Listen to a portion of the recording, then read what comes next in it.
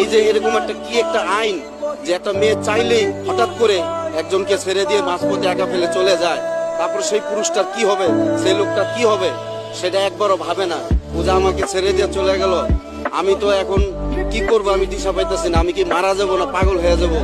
আমার তো জীবনের সুখ শান্তি সব নষ্ট হয়ে গেছে।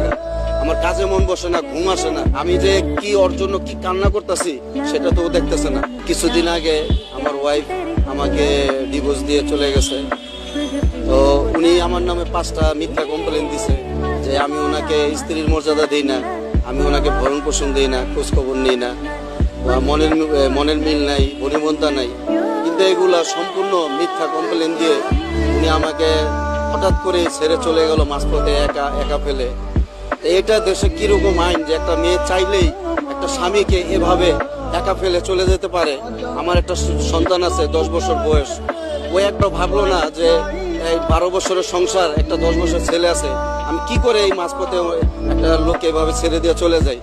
এখন আমার কি অবস্থা হবে ও একবার এটা ভাবলো না। ও যে আমাকে ছেড়ে দিয়ে চলে গেল, আমি তো এখন কি করব, আমি দিশা পাইতেছি না। আমি কি মারা যাব না পাগল হয়ে যাব? আমার তো জীবনের সুখ শান্তি সব নষ্ট হয়ে গেছে। আমার কাজে মন বসে না, ঘুম আসে না।